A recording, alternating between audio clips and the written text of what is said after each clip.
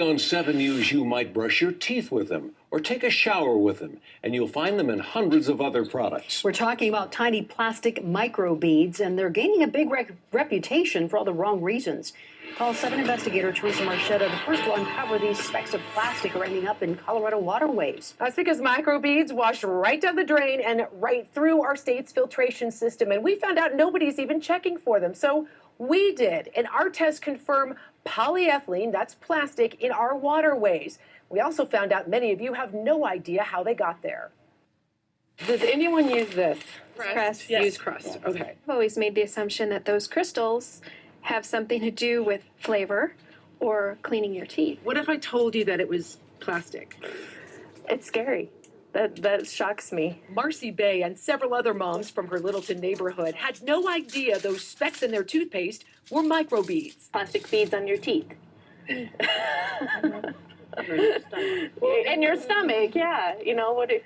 It's kind of creepy. It's a brand Bay's been loyal to for years, now wishing she'd known up front that what the FDA says is a harmless additive is actually plastic. Tiny pieces of polyethylene or polypropylene, ingredients listed only on the box. I mean, there's a lot in there. There is a lot in there. That's what's scary. It's like I'm sitting here thinking how much is on my teeth. Quite a bit, according to dental hygienist Tricia Weravan. She picks plastic particles out of people's gums frequently. About 20 of us had been remarking that we'd been seeing these blue bits in people's mouths, and particularly under their gum line. Plastics don't degrade. They actually just break into smaller particles of plastic. The problem, says aquatic ecologist and CU professor Greg Cronin, is these tiny plastic spheres don't disappear when they go down the drain. These small particles of plastic can be as small as a micron, the size of a bacterial cell. And there are billions of them in products ranging from face wash to makeup, even deodorant and sunblocks.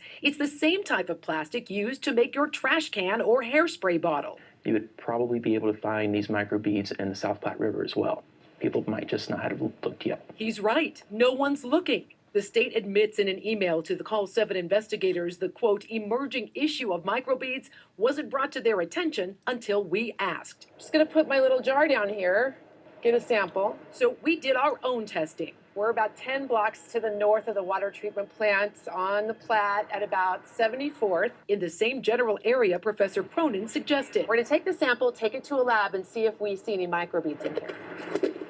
Just flame sterilizing our forceps. We then had our South Platte samples tested at 2 labs. What we use is a filter that has a pretty small micron, and microns are pretty much what we use to measure bacteria width and size. The first here in the metro area, microbiologist Kim Minicky pouring part of our sample through a sterile filter. There could potentially be some beads because there are quite a few round. Analyzing it under a microscope. Quite a few numerous round objects. I saw them too. Minicky telling us they are not organic. The ones that are almost like perfect circles that are a little different than what you would normally find. Then we sent our samples to a more specialized lab in Georgia to identify exactly what those perfect circles are made of. The results confirm polypropylene. That's plastic. Ours, the first test we can find confirming the presence of microbeads in Colorado's waterways. Yes, we should care. Cronin warns the consequences are far-reaching. What we should do is stop using them in the products, especially products that get flushed down the sink immediately. He says these plastics by nature attract toxic compounds like pesticides and ironically are often used to remove harmful chemicals from water. When an animal ingests it, they're getting extremely high concentrations of these pesticides and other industrial chemicals. The Water Quality Control Division denied our request for an interview, but in an email said microbeads are filtered from our drinking water, but that installing and maintaining filters to capture them from wastewater is cost prohibitive. And that's it. We're too trusting. Manufacturers readily admit the microbeads serve no real purpose. There's no flavor nor any cleaning benefits.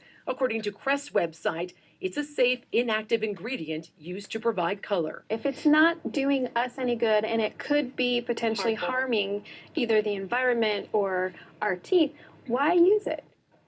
The makers of Crest and other manufacturers have pledged to discontinue their use of microbeads in products like these in the coming years, but many states like New York, California, Ohio, Illinois, Wisconsin, and Minnesota, they're not waiting around. Right now, they are taking action to ban products that contain these tiny pieces of plastic. We reached out to Colorado legislatures many times before the session ended to gauge their awareness of this issue. They never got back to us. I'm Call 7 investigator Teresa Marchetta.